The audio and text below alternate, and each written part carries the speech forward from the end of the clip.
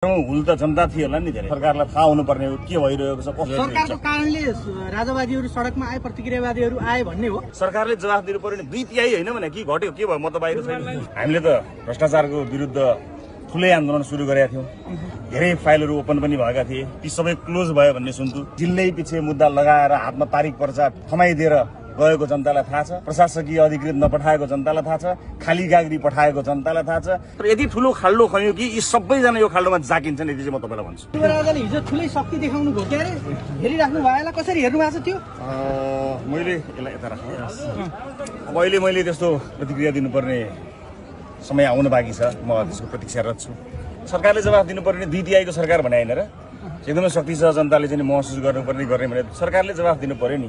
हामीले त भ्रष्टाचारको विरुद्ध ठुलै आन्दोलन सुरु गरेका थियौं। धेरै फाइलहरू ओपन पनि भएका थिए। ती सबै क्लोज भयो भन्ने सुन्छु।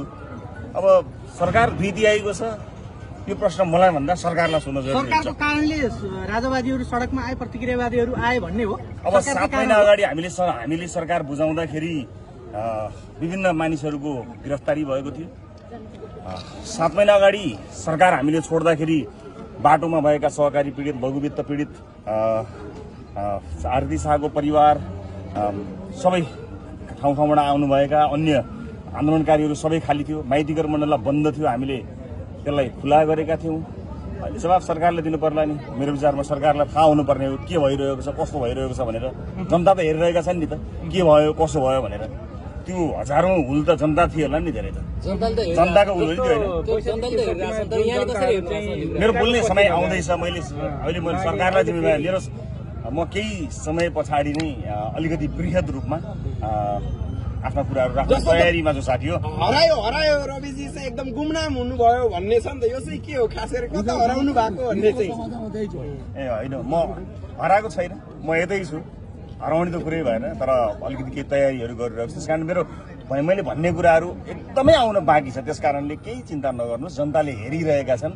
जनतालाई राम्रोसँग थाहा छ। जनतालाई जिल्लै पछि मुद्दा लगाएर हातमा तारिख पर्चा चाहिँ थमाइदिएर गएको जनतालाई थाहा छ। प्रशासकीय अधिकृत नपठाएको जनतालाई थाहा छ। खाली कागरी पठाएको जनतालाई थाहा छ। आफ्ना मान्छेको मुद्दा छानी जोगाएको थाहा छ। अर्काको मान्छेलाई छानी जनताले के अरे चाहिँ मुद्दा लगाएको जनतालाई सबै थाहा छ। त्यसकारणले सरकारले जवाफ दिनु पर्यो नि 2/3 हैन भने के घट्यो के भयो म त बाहिर छैन।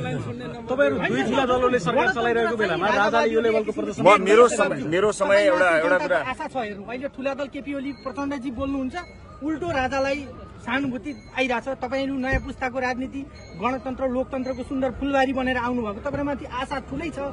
तपाईहरु नबोल्ने भने राजावादी हो नबोल्ने व्यवस्था जोगाउनु तपाईहरुको जिम्मा होइन। नबोल्ने कहिले हामीले भनेकै छैनौँ। हामी बोलि नै रहेका छौँ। निरन्तर बोलिरहेका छौँ। मेरो कुराकानी गर्नुभएको छ भने पार्टी त हाम्रो उपस्थित देखिरहनु भएको रहेछ। म त पार्लियामेन्टमा छैन। छल कपट गरेर पार्लियामेन्टमा मलाई रोकेका छन् होइन। तर बाटो त सजिलो देखाएको छ नि त। एउटा कुरा चाहिँ तपाईहरुलाई म भन्छु।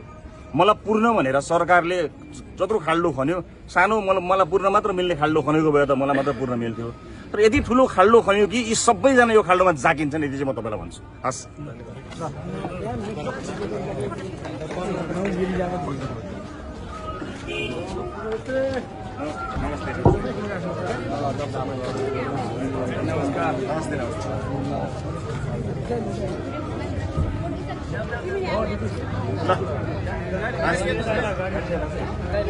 ल नमस्कार सबैलाई है।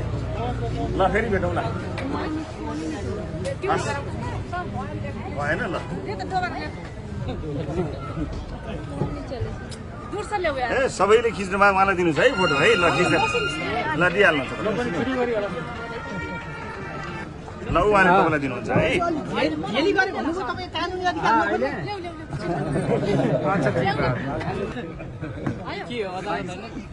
बोल्दैछु चिन्ता नगर्नुहोस्। Thank you. म भाग्ने मान्छे होइन नि। भाग्ने त अरू म त सामना गर्ने मान्छे हो।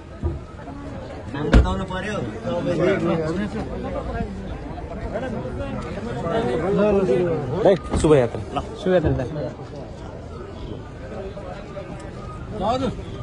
हस् ल।